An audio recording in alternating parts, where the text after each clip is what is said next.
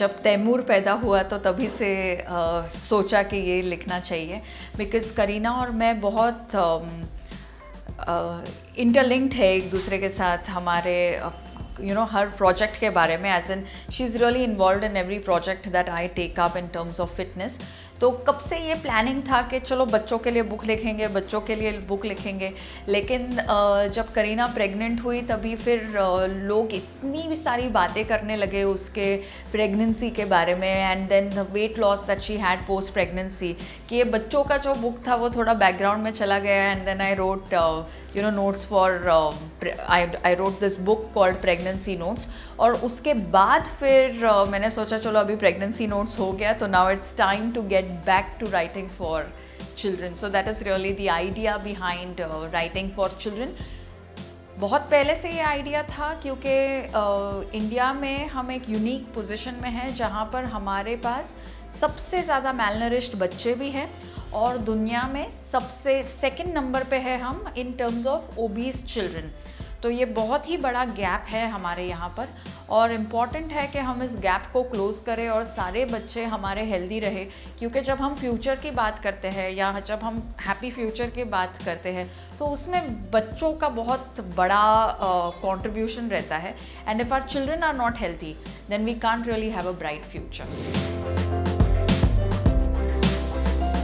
Children do imitate their parents, and that's why जो मेरी book है notes for healthy kids and parents too, वो मैंने parents के लिए भी लिखी हुई है, क्योंकि अगर पेरेंट्स अपनी लाइफस्टाइल इम्प्रूव नहीं करेंगे, if they don't land up getting fitter, if they are not healthy, तो बच्चे कहाँ से हेल्दी हो जाएंगे। बच्चे हमारे ऊपर पूरी तरह से निर्भर रहते हैं for both their food and for their fitness. So as parents we have to be eating at home, exercising, sleeping on time, eating more at home, not eating out of packets. As parents, if we are watching TV while eating, तो हमारे बच्चे भी TV देख देख के ही खाना खाएंगे। तो सारी अच्छी आदतें पहले हमें खुद फॉलो करनी चाहिए और उसके बाद में हमारे बच्चे उसे ऑटोमेटिकली कॉपी कर देंगे। करीना खुद बहुत अच्छा खाना खाती है। करीना और सैफ दोनों भी वही खाना खाते हैं जो लोकल है, जो सीज़न में है और जो उनके किचन में बनता है। तो उनके घर पर जो भी आता है उनको भी यही खाना मिलता है और ऑब्वियसली उनके बच्चे को भी वो वही खाना खिलाते हैं। There is no special diet, there is just घर का खाना। और अगर आज के तारीख में देखें तो मेरे हिसाब से सबसे स्पेशल चीज़ यही है कि कोई बच्चा घर का खाना खा रहा है। और बच्चा अगर हम चाहते हैं कि बच्चे घर का खाना खाए तो उसके लिए ये बहुत इंपॉर्टेंट है कि पेरेंट्स घर का खाना खाए। So only healthy parents can raise healthy children. सबसे पहली आदत forcing children to drink milk, तो that is surely not healthy. I don't mean that milk is not healthy, I mean that the force with which you're feeding the child milk is not healthy. Milk हम लोग बच्चों को पिलाते हैं calcium के लिए, लेकिन कैल्शियम बहुत बाकी चीज़ों से भी बच्चों को मिल सकता है। सिर्फ अगर तिल की चिक्की खाएंगे, जो कि हर बच्चा और बच्ची आराम से और खुशी से खा लेते हैं, तो उससे भी कैल्शियम मिलेगा। कैल्शियम के लिए सबसे इम्पॉर्टेंट चीज़ है बहुत सारा खेलना और कूदना।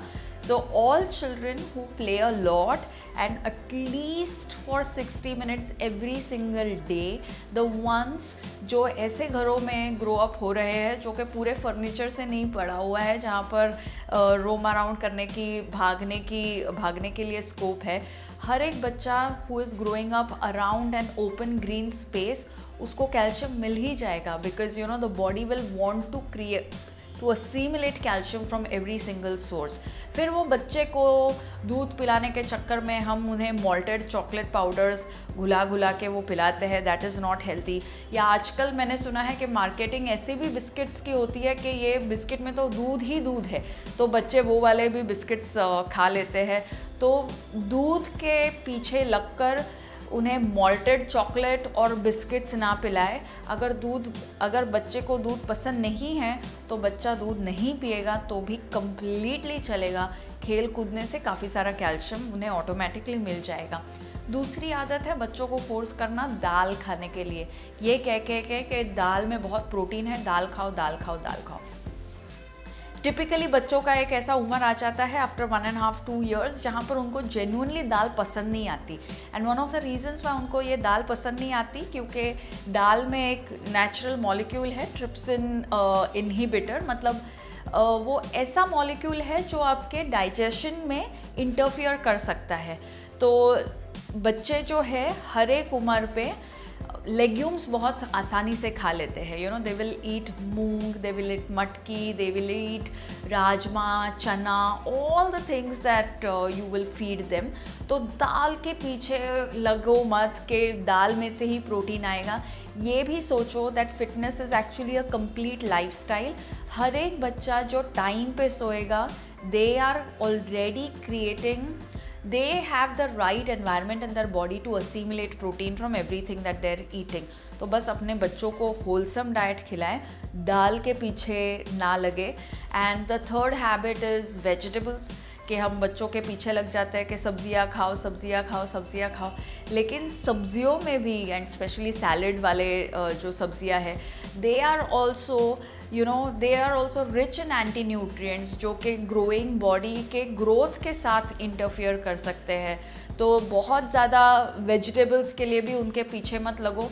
अगर रेगुलर खाना खाएंगे, अगर रोटी जैगरी घी भी खाएंगे, अगर चपाती और थोड़ा शुगर और केला भी खाएंगे उसके साथ में, घर पर बना हुआ रेगुलर खाना खाएंगे, टाइम पे उठेंगे, टाइम पे सोएंगे, दिन में कम से कम 60 to 90 मिनट्स एक्टिव रहेंगे घर पर, अगर उनको अपने पेरेंट्स का कोई स्ट्रेस वगैरह नहीं रहेगा, तो you will and up having healthy, happy children. You know, it's important to not stress them out with specific foods and not stress them out with nutrients.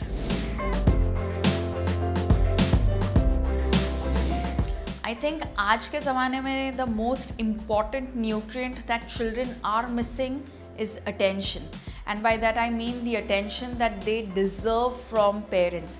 अगर हमने बच्चे once we have children, then it's important that we pay attention to them. We have to pay attention to them while they're eating, we have to pay attention to them while they're talking to us, we have to pay attention to them when they are walking or running on the road. तो आजकल I think parents ही बच्चों को उतना attention नहीं दे पाते हैं।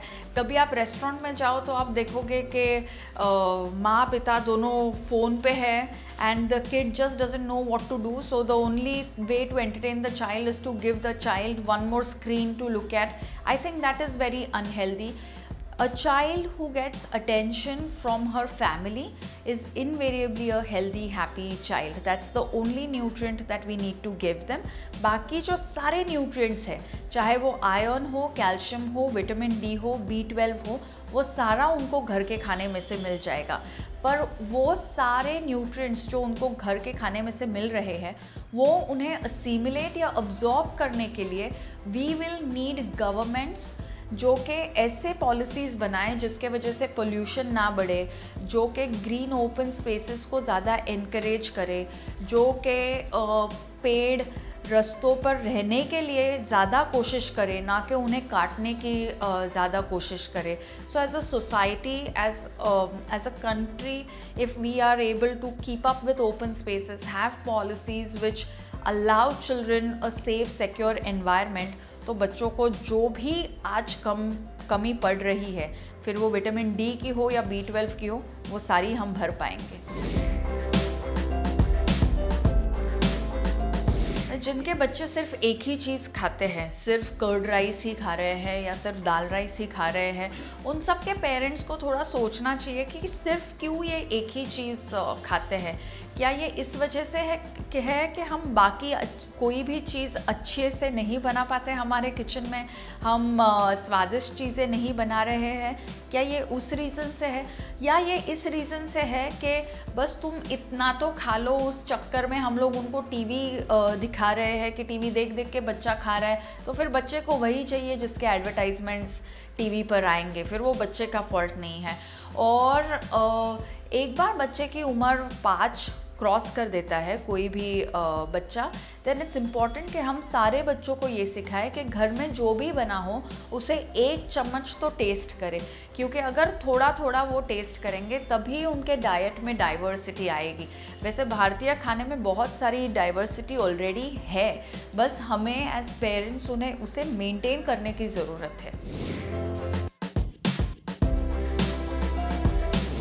A good tiffin is a tiffin जो कि प्लास्टिक के डब्बे में पैक ना हो, जो कि एल्यूमिनियम फॉइल में रैप्ड ना हो, जो कि प्लास्टिक क्लिंग फिल्म में पैक्ड ना हो। A good tiffin is also a tiffin जो कि किसी भी पैकेट से आया ना हो। कभी कभी मैं देखती हूँ कि स्कूल के बस स्टॉप पे बच्चे रुके हुए रहती हैं और उनके पेरेंट्स ही खुद उनको चिप्स और बिस्किट्स पैकेट में से खोल के उनके टिफ़िन में पैक करके दे देते हैं। तो ये तो गलत बात है। ग्रोइंग अप चिल्ड्रन को बहुत अच्छे खाने की ज़रूरत होती है जो कि न्यूट्रिएंट डेंस हो। वो आपको घर पर ही बनाना चाहिए। खाना लोकल होना चाहिए, सीज़न में होना चाहिए और आपके ट्रेडिशनल रेसिपी के हिसाब से उसे पकाया जाना चाहिए। सारे जो फादर्स हैं और जो ये देख रहे हैं उनको मैं ये कहना चाहूँगी दैट इट्स वेरी इंपॉर्टेंट कि आप आपके बच्चों के टिफ़िन में और खाने में बहुत सारा इंटरेस्ट ले, क्योंकि हम लोग वो ऑलमोस्ट अपने वाइफ्स को डेलीगेट कर देते हैं और हम बिल्कुल फिर कुछ भी नहीं करते हैं। Gender equality starts from the kitchen और एंड इट्स इम्पॉर्टेंट कि हम किचन में कंट्रीब्यूट करें। हम थोड़ा बहुत पोहा, उपमा, पराठा, रोटी, सब्ज़ी, इडली, डोसा जो भी ट्रेडिशनली हमारे घर पर बनता है, या वो पॉरेज हो, खीर हो, जो भी हम बनाते हैं, दलिया हो, उसे बनाना सीखें। क्योंकि फिर हम ये भी जानेंगे कि सारा खाना जिसमें इतने सारे it's a nutrient dense food ही हमें हमारे बच्चों के लिए पैक करना चाहिए, ना कि पैकेट का खाना। I can't right a book just for children. Children तो कोई आइसोलेशन में ग्रो नहीं होते ना। Children grow in an environment of health and education. ये जो एनवायरनमेंट क्रिएट करनी है ये पेरेंट्स को ही क्रिएट करनी है of good health for the children. And this book, I hope it reaches out not just to parents but also to policy makers and governments, कि आजकल हम लोग जो बच्चों को एडवर्टाइजमेंट्स दिखाते हैं, मेरे हिसाब से उस पर भी रेगुलेशन आना चाहिए। क्योंकि बहुत सारे बाकी वर्ल्ड ओवर कंट्रीज़ में, जैसे हमारे यहाँ पर चॉकलेट के साथ में टॉय मिलता है, वो बहुत कंट्रीज़ में इलीगल है, लेकिन हमारे यहाँ पर इलीगल नहीं है। और फिर वो बच्चा टॉय के लिए चॉकलेट खाता है, या बच्चा ऐसे ही किसी छोटे टॉय के लिए पूरा बर्गर वगैरह खा लेता है, जो कि जिन चीज़ों में उनकी रुचि नहीं होती वो सारी चीज़ें वो लोग खाते हैं just to get that toy.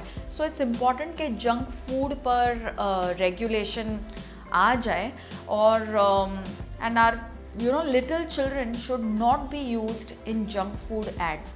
ये मेरा बहुत it's a strong believe that I have. क्योंकि अगर एक छोटा बच्चा किसी दूसरे छोटे बच्चे को जंक फूड खाते हुए टीवी पर देखता है तो उनको यही लगता है कि मुझे भी ऐसे ही करना चाहिए, देखो इसकी मम्मी उसको चॉकलेट देती है, मेरी मम्मी क्यों नहीं देती। सो इट्स इम्पॉर्टेंट कि ऐसे हम लोग एड्स ना दिखाएं जो कि रियलिटी डिपिक्ट ना कर रहे हो।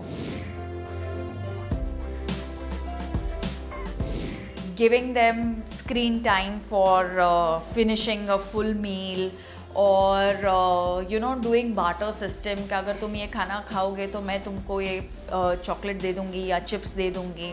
So those kind of things should not be done. And the third thing is बच्चों के खाने के आदतों के बारे में पूरा फैमिली में डिस्कशन होना, तो वो बच्चे को भी ऐसे लगता है कि मैं शायद कुछ गलत कर रहा हूँ कि हर कोई मेरे ही खाने के हैबिट्स डिस्कस कर रहे हैं। These are very common sensical things and it's easy to stop them if we just put our minds to it.